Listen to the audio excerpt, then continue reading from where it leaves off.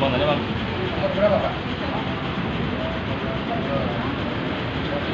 Itu keponakan ya?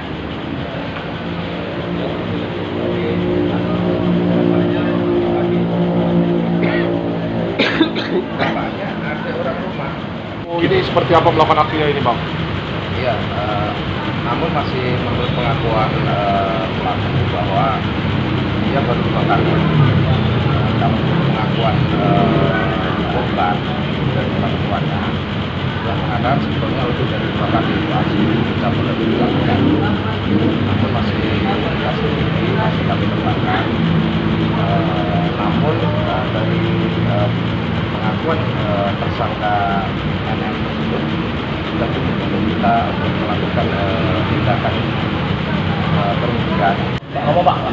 Di tengah hawa nafsu, Pak. Jadi sudah berapa kali Bapak melakukannya ini? Baru 2 kali. Sekarang Bapak ada melakukan penyesalan atau seperti apa, Pak? Apa? Penyesalan atau seperti apa? Salah. Sebetulnya saya ini mau nyesal sih nggak bisa lagi.